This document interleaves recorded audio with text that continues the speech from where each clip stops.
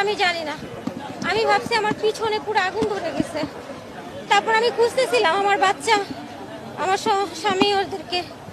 তারপরে আবার আমার হাজবেন্ড দৌড়ে আইসা আমাকে তুলছে। পাশেই বাচ্চাগুলা ছিল, খেলতেছিল।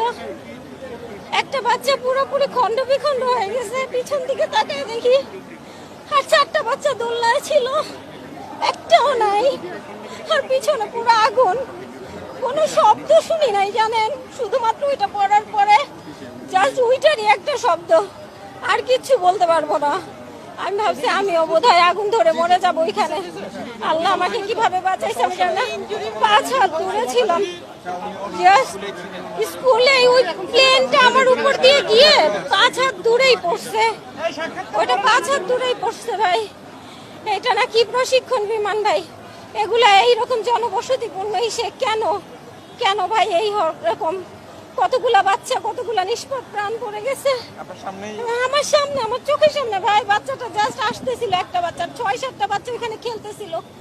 স্কুলটা ছুটি হয়েছে, 2-3 বাচ্চারা, গার্জেনরা আসবে তাদের জন্য হয়তো অপেক্ষা করতেছিল।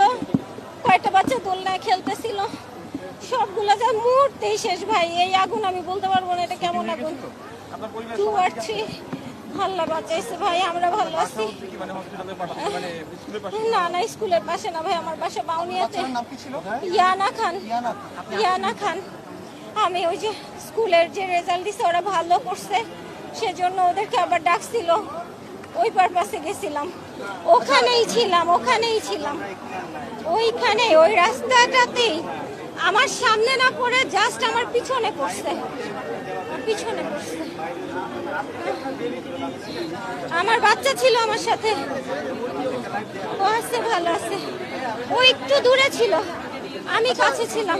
উনি হচ্ছে এখানে ঘুরঘুর করতেছিল, তো উনি একটা ক্যাডেট ছিল বিএনসিসি, সে তাকে নিয়ে আসছে। আনার পরে এখানে বলল যে আমি এখানে পানির দায়িত্বে ছিলাম, সারাদিন পানি বিতরণ করতেছিলাম। তখন উনি বললো যে ভাইয়া ওনাকে এখানে বসানো যায়, আমাকে বসান। তখন আমি জিজ্ঞেস করলাম ওনাকে যে আপনার কে আছে এখানে? বললো যে আমার এক নাতি শারমিন নাম, ও মাইলস্টোনে ক্লাস 8-এ পড়ে, ওকে আমরা কোনো খোঁজ পাচ্ছি না। তো বললাম যে আচ্ছা ঠিক আছে, আপনি টেনশন করেন না, বসেন, দেখি আমি খোঁজ করে। তবে এখন থেকে প্রায় 2-2.5 ঘন্টা আগে ইমার্জেন্সি থেকে কিছু লোক আইসা এখানে মানে বলতেছিল, তখন অনেক লোক ছিল, যে শারমিন নামে কারো কোনো মানে অভিভাবক আছে কিনা। তখন এখানে শারমিন নামে কোনো অভিভাবক পাওয়া যাচ্ছে না। তবে এখানে আমি শুনতে পাইছিলাম যে 2 জন শারমিন নাম বলছিল। এখন এইটুকু আমি জানি।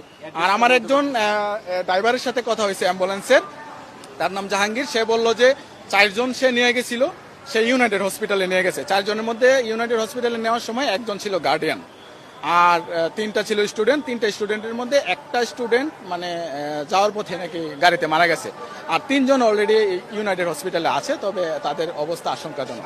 সার্বিক পরিস্থিতি আসলে এখন এই মুহূর্তে শান্ত আছে, কিন্তু আসলে শান্ত থেকেও শান্ত না। কারণ আপনারা ইতিমধ্যে জেনেছেন যে এই দুর্ঘটনার পর থেকেই এখানকার যে ইমার্জেন্সি ডিপার্টমেন্ট আছে এবং অন্যান্য ডিপার্টমেন্টের ডাক্তারদের সহায়তায় আমরা এখানে নিরলসভাবে আমরা সেবা দিয়ে এসেছি। এবং ইতিমধ্যে আমাদের এখানে 158 জন শিক্ষার্থী এবং জনসাধারণকে আমাদেরকে সেবা দিতে আমরা সক্ষম হয়েছি। এবং ইতিমধ্যে এর মধ্যে আপনার 40 থেকে 45 জনের অবস্থা খুবই আশঙ্কাজনক ছিল, যাদেরকে আমরা ঢাকা মেডিকেল বার্ন ইউনিটে এবং বিভিন্ন সরকারি হাসপাতালে পাঠিয়েছি এবং তাদের ওখানে চিকিৎসা চলছে। এবং বিভিন্ন অসমর্থিত সূত্রে এখনো আসলে মৃত্যুর সংখ্যাটা জানা যায়নি। এটা আসলে এখন মন্তব্য করাটা আসলে সমীচীন হবে না। আমাদের এখানে ইতিমধ্যে এখন আমাদের ওয়ার্ডে ভর্তি আছে আপনার 23 জনের মতো, এবং তারা সবাই আশঙ্কামুক্ত আছেন।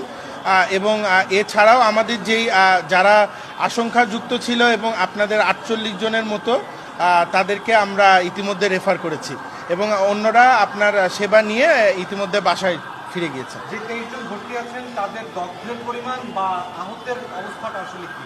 তাদের আসলে এখানে দগ্ধের পেশেন্টও আছে, তাদের দগ্ধটা খুব বেশি একটা মারাত্মক না, যেহেতু এটি একটা প্রাইভেট হাসপাতাল। এখানে ওই ধরনের বার্নের যে চিকিৎসাটা একটা এক্সট্রিম পর্যায়ে দেওয়ার মতো আসলে আমাদের সক্ষমতাটা একটু ক্ষীণ। সেই জন্য আমরা আসলে যেগুলো এক্সক্লুসিভ বার্ন হাসপাতাল, সেই হাসপাতালগুলোতে আমরা বার্নের পেশেন্টকে রেফার করেছি। এবং এখানে যারা আছেন তারা কেউ প্যানিক অ্যাটাক হয়েছেন, কেউ গুরুতর